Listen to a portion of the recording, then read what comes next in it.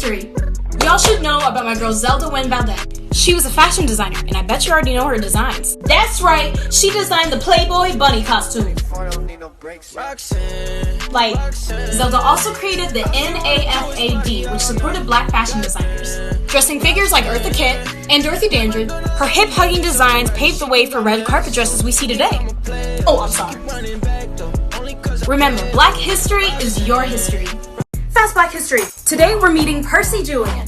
Julian got his PhD despite being rejected from Harvard because of his race. Take it from Julian. Homeboy said, "No, I don't need your cock, Cassidy." He created treatments for glaucoma and arthritis. Black history is your history. So why is all lives matter wrong? Well, I'm glad you asked. Let's talk about it. Black Lives Matter was created to advocate against police brutality and the killing of black people, whereas All Lives Matter was created in direct criticism to Black Lives Matter. This means that their goal is to take attention away from the advocating of police brutality. Okay, if you need more convincing, All Lives Matter doesn't have an official website, funding, or place to donate to fuel their goal. What's their real goal? But Black Lives Matter is an official foundation with a clear goal of stopping police brutality. Okay, but don't all people matter? Yes, of course. But when I say Black Lives Matter, it doesn't mean all other lives don't.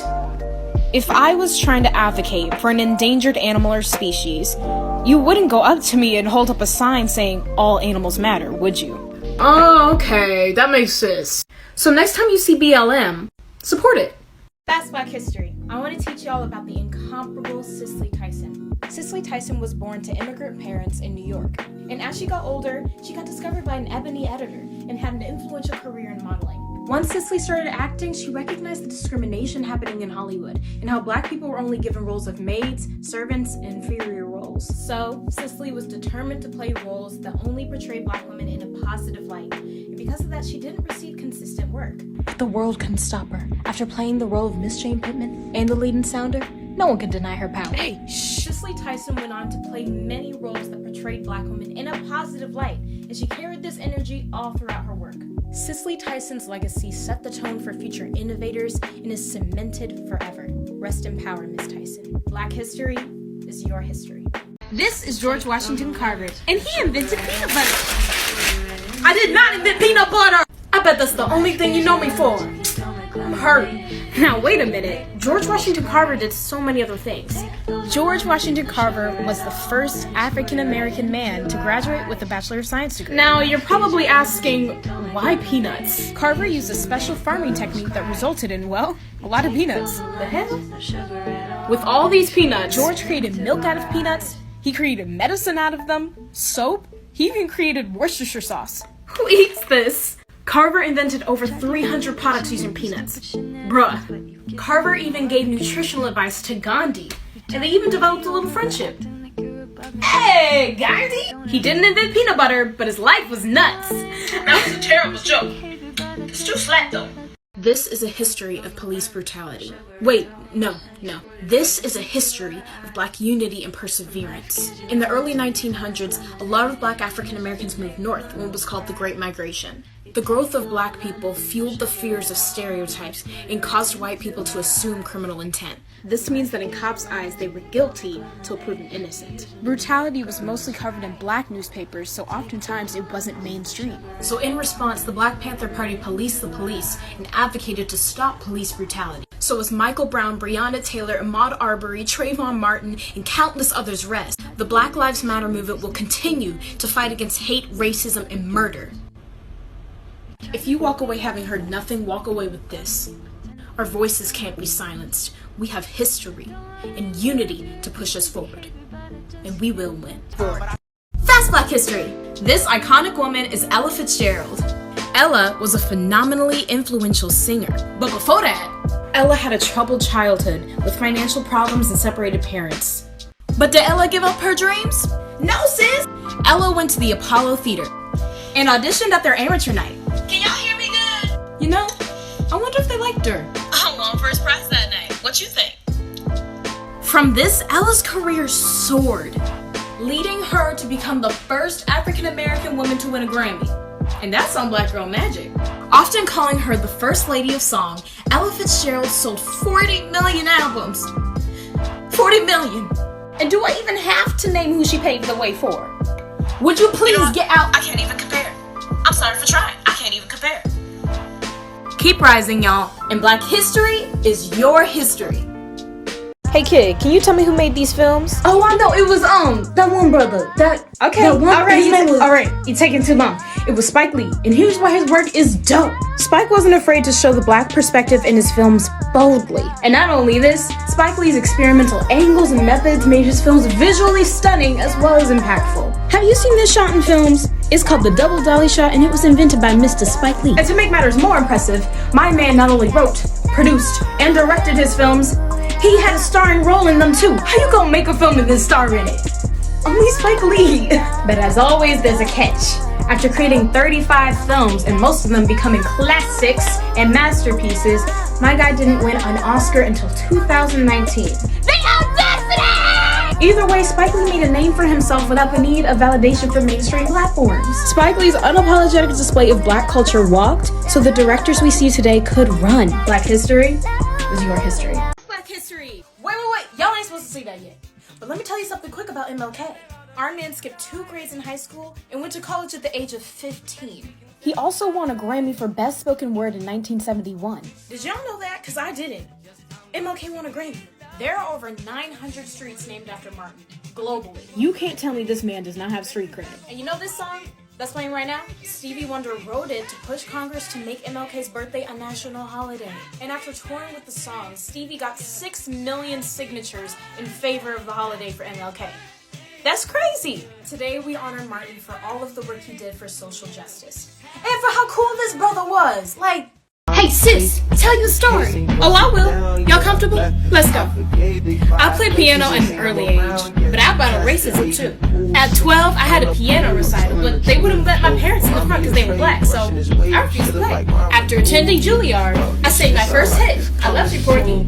From there, my career was rooted in social change. I sang at civil rights events and included protest songs and albums. Black people, we live. But surprise, racism's still here. So I left. Well, I tried. I really tried. Next caller. Next call. They called me the singer of the Black Revolution. I bet Nina Simone's music is still relevant today. It is. Period. The March on Washington had 250,000 people. That's a big cookout. So how did this iconic march happen? In 1941, A. Philip Randolph planned a protest in Washington for job equality, but he called it off after the president made the FEPC, which is supposed to stop racial job discrimination. But guess what, y'all? A few years after, funding was cut for the program. That sound a little fishy to you? Y'all think Randolph gave up? No! Randolph watched MLK Jr. rise as an important advocate for racial freedom. So they teamed up and planned the March on Washington in 1963. Now at this protest, Black people came, white people came, your sister, uncle, mother, brother came. It was also where Martin Luther King Jr. gave his iconic speech we all know, I Have a Dream. Now, as we continue to fight for that dream, We will remember the ones who paved the way for us. until we see that dream fully become reality. Let's talk about colorism. Colorism is discrimination based on the shade of your skin, and it stems back to slavery. Light-skinned people were made to work in the house, while dark-skinned people were forced to work in the fields. This created a division. And because of this, it added on to the connotation that having darker skin is bad. After slavery, light-skinned people were seen as more attractive than darker-skinned people because they looked more white. Which is dumb. This causes light skin to have a privilege over dark skin. Don't think colorism is rare in our society. Take this example, this book, The Hate You Give. You can see that the main character is clearly dark skinned. But in the movie adaptation, they used a light-skinned actress. Now that doesn't mean the movie was bad. It just goes to show that even light-skinned actresses have an advantage over dark-skinned actresses, even if they don't fit the book's description. Even me, y'all, I assure you, if I was dark-skinned, some of y'all wouldn't be here right now. If you guys take away anything, take away this. Every Black person is beautiful and worthy to be treated like royalty, because that's what we are, and don't forget it. You've heard of the Berlin Wall, the Great Wall of China, the US-Mexico border wall, but do you know about the Detroit 8 Mile Wall? You don't know? Well, I'm Taylor Cassidy, back again with Metro by T-Mobile to teach you about Black history that's not represented in schools. In 1941, the Detroit Wall was built to separate Black and white homeowners. Banks wouldn't even lend money until the wall was built. That's whack. Right. This was called redlining, marking areas as too risky and unsafe just because Black people lived there. In the US, this systemically prevented Black people from owning homes because it deemed their neighborhoods as unworthy. In Detroit, it was used to keep white neighborhoods white. Now, in 1968, redlining was outlawed, but the wall still remains today, with paintings and murals by locals celebrating Black American culture and the thriving Black families and businesses that exist in Detroit today. Remembering this gives understanding to our present and reminds us that Black history is American history. And your history! I have a question.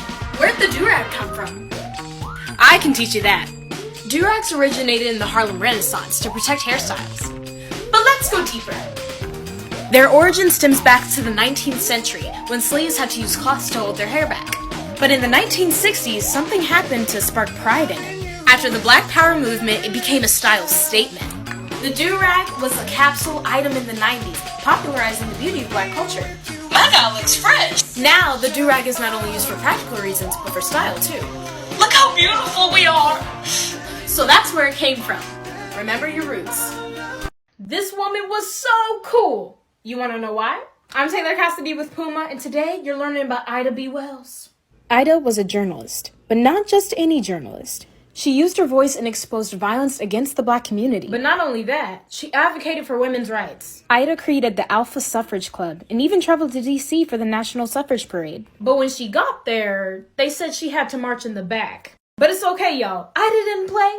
She marched proudly in the front of the parade, letting everyone know that her voice was just as important as everyone else's. Ida fought racism and sexism to make sure her voice was heard, to make sure her vote was counted. Because with no sacredness for the ballot, there can be no sacredness for human life itself. So remember, Ida, when you go out to vote, you're voting, right? There we go. That's Black history. I'd like you to meet Oscar Micheaux. Oscar was a film director in the 1920s. Running a homestead in South Dakota, he wrote stories. The butler did it. And as motion pictures gained popularity, so did Micheaux's interest. And so our boy became the first African American to write and produce films. That's so cool! With racist stereotypes being the norm in the film industry, Micheaux contradicted this, providing a more African American perspective. In the end, Oscar made 40 films. And because of Oscar, we can better see our creatives of color today. Move! Okay, say it with me. Black history is your history. What is blaxploitation? Before the 1970s, Black people were rarely represented in movies. And when we were, it was only for a slave, servant, or maid. So Black people made their own movies with action, drama, and excitement. These low-budget movies quickly became a hit and were nicknamed blaxploitation films. The name stemmed from the exaggeration of Black people being depicted as pimps and drug. But although this image was displayed, it was one of the first genres to show African Americans as the superhero. Blaxploitation was a gateway for Black cinema, like Queen and Slim or Black Panther. That's Black history. Jet, Negro Digest, Ebony, all of these were published under a Black-owned company. And let me tell you about the co-founder, Eunice Johnson. One day, her friend asked her to put on a fashion show for a hospital. She agreed and continued it annually. Now don't get it twisted, this was not a regular runway. Eunice bought designer clothes with her own money to put on all Black models. And did. And along with breaking necks on the runway, Eunice used the shows as fundraisers for charities, scholarships, and disease research. Because mainstream magazines weren't representing Black models at the time, Eunice knew they had to be seen. She even played a part in jumping off the careers of Naomi Campbell and Pat Cleveland. Lady was a boss! Eunice saw the beauty in Blackness and did not take no for an answer. So remember, Black history is your history. Hey, bro, you know about Mom Bet? Mom Bet was born into slavery, and she was not one to be messed with. When the plantation master's wife tried to attack her daughter with a shovel, Mom Bet took the blow. But this is what Mom Bet is really known for. When she heard of America's new all men are created equal principle, she said, Bet! Mom Bet went to court with a lawyer to fight for her freedom based on the U.S. principle. Okay, I want you to tell him your constitution says everybody's equal, so can we add some more color? Okay, got you. Y'all, this is whack. Where's the flavor? I don't taste nothing. No. And y'all, the jury ruled in her favor. Mom Bet was free. Oh, I'm a savage. Classy. This made Mom Bet the first African American woman free under Massachusetts law. Mom Bet was a bad chick. Pop quiz. What do you know Maya Angelou for? Writing this book you had to read in middle school? Yeah. I'm about to blow your mind. Now let's take it back to before she started writing her books. Maya was a cook, a waitress, a sex worker, a calypso singer, and a dancer. And dance is something that really influenced her life. She played a featured dancer role in Porgy and Bess, an opera, and afterwards wrote Black Blues Black, which made her among the first black women to have a screenplay adapted into a feature film. Word? Maya Angelou's many literary works like And Still I Rise and Life Doesn't Frighten Me led her to receiving the Presidential Medal of Freedom. Before you think of Maya as only a poet, remember that her life proved that you don't have to be one thing. Maya was pretty dope. Black history is your history. That's Black history. Y'all all know Harriet Tubman, but I bet there's something you didn't know. She was the first woman to lead a military force in the US, and here's how she did it. Harriet partnered with Colonel James Montgomery, an abolitionist at the time. And with armed troops, they went to South Carolina. And imagine, right when the signal was given, slaves came running from their plantations in refuge with Harriet. Harriet, how many slaves were freed that day? 700. So Harriet was really that chick. I think she'd want you to remember, Black history is your history. That's Black history. I know you know this man, the first brother to be president. But how'd he get there? Obama was born in Honolulu, and he left home and received his bachelor's degree in political science at Columbia University. And he still wasn't done. After serving as a community organizer in Chicago, he went back to Harvard and became the first president of the United States! Not quite. He actually became the first Black president of the Harvard Law Review. My guy was stunting before we even knew he was stunting. And then he met the goddess queen, the ever-style icon Miss Madam Michelle Robinson, and they got married. Obama went on to serve as a senator for Illinois and even passed his first law against racial profiling. From there, he went on to become the first Black president of the United States! And my guy did it twice. Barack was a trailblazer for so many barrier breakers in politics. And I'm sure he wants you to know. Black history is your history.